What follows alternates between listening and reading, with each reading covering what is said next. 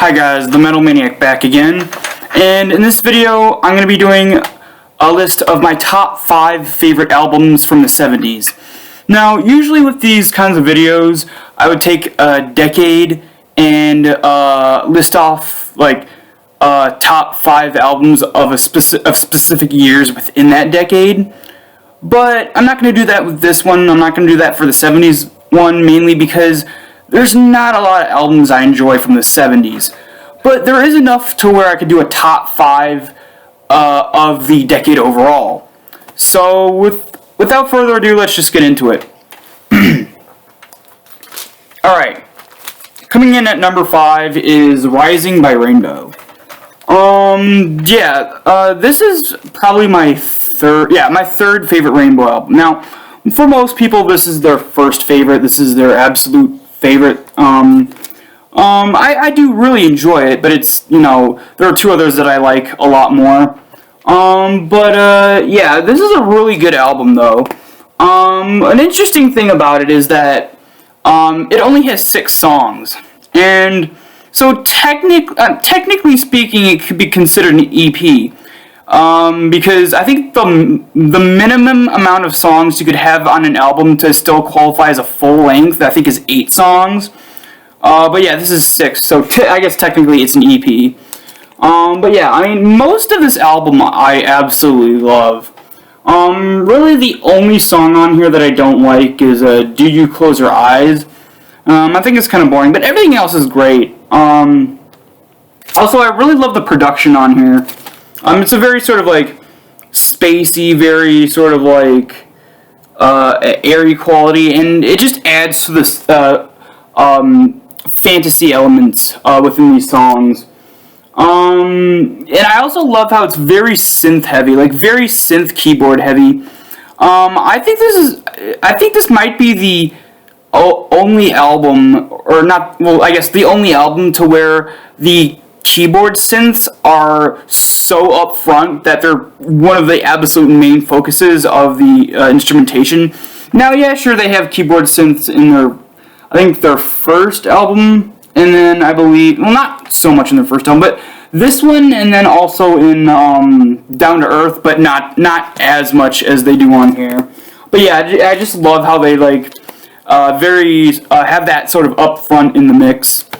And of course the production, I said, is great as well. And of course Ronnie James Dio's vocals, great as always. I absolutely love this album, and it's at my number 5 spot. Alright, number 4. Number 4 is the debut album by Rainbow, just called Ritchie Blackmore's Rainbow. This is actually my favorite Rainbow album featuring Ronnie James Dio on vocals. I just like this one slightly more than Rising. I think it's a little bit more raw, a little bit more upfront. It's not as sort of out there and experimental as Rising. It's sort of more of a humble album. It's sort of just it doesn't go too far in any direction. It's a little bit more simplistic as well, but I absolutely love it. I think just overall, the reason why I prefer this one over Rising, I think it's just more of a self-contained album, and I don't know. I think musically wise too, like the musicality on this is a bit more, I guess, upfront. But just great musicality, great vocals as always, great production. Of course, this album, I think, is the only Rainbow album that I would consider an all-killer, no-filler album. Most of the other ones have at least a handful of songs I don't like. But this one is from start to finish, I absolutely love it. Although it did take me a while to get used to a couple of songs on here. I'm Still Sad and Catch the Rainbow. But now I love those songs. I love this album entirely now. It's just a really great album. If I had to pick my top 3 favorite songs on here, I'd say Man on the Silver Mountain, Self-Portrait, and Snake Charmer. But yeah, awesome album.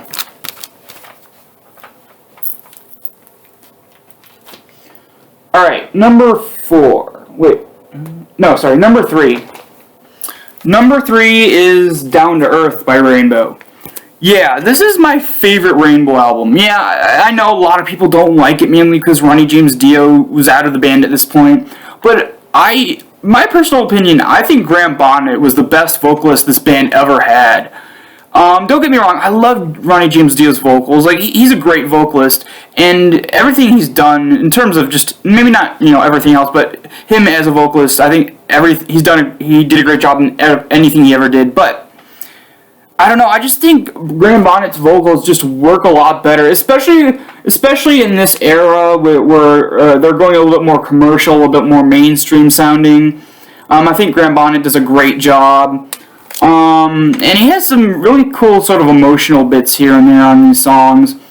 Also, I think this is the last album. Oh yeah, it is. It is the last Rainbow album to feature Cozy Powell on drums, who is a very underrated drummer.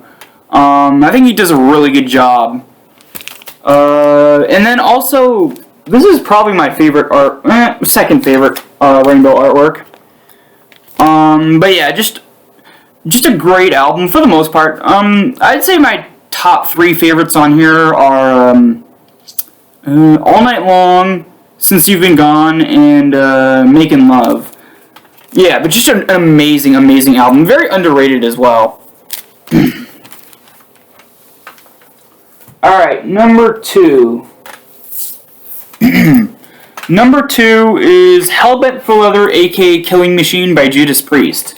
This is an album that took me a while to get into. I don't know why, but for the longest time I just kind of brushed off this album as just sort of pretty much just a filler album in Judas Priest's discography. But over time I've sort of revisited it and listened to it again and again, and it's actually really good.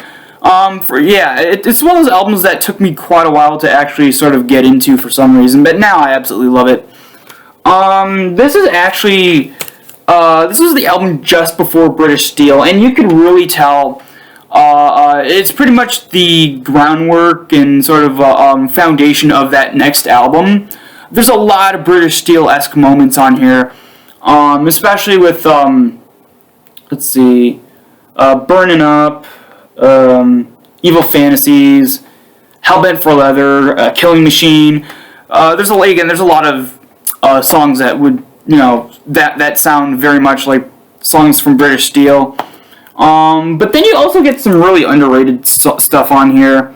Evening Star, Take on the World, Evil Fantasies, Before the Dawn. But yeah, really great album. If I would have to pick my top 3 from here, I would say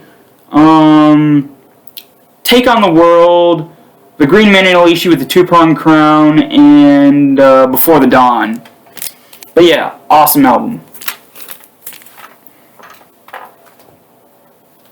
Alright, number 1. My favorite 70's album of all time, Sad Wings of Destiny by Judas Priest. This is probably one of 5 quintessential Judas Priest albums. I'd say this one, Defenders of the Faith, and this one, Defenders of the Faith, Firepower, Jugulator, and I guess Angel of Retribution. Yeah, just a really awesome album. Also, as a side note, I was kind of disappointed when they re-released and remastered this album for the Record Store Day release, which came out not too long ago, actually, pretty recently. And they totally messed up the audio. Like the production on that one is really bad, and I don't mean bad in a technical sense. I mean bad in the fact that it's so clean and crisp and pristine sounding that it's just so far removed from the very unique atmospheric spaciness of the production on the original 76 version. But yeah, it's just a great album. It has some amazing songs. Victim of Changes, The Ripper, Dreamer Deceiver, Deceiver, Prelude, Tyrant. And yeah, sure, some people may complain that the last three songs aren't that good, and yeah, I do agree. But this is Judas Priest we're talking about. They have quite a few albums where the last couple songs aren't that good. It's just a thing. I don't know. But yeah, I'd say my top three favorites on here would be Victim of Changes, The Ripper, and Tyrant. Yeah, this is my favorite album of the 70's.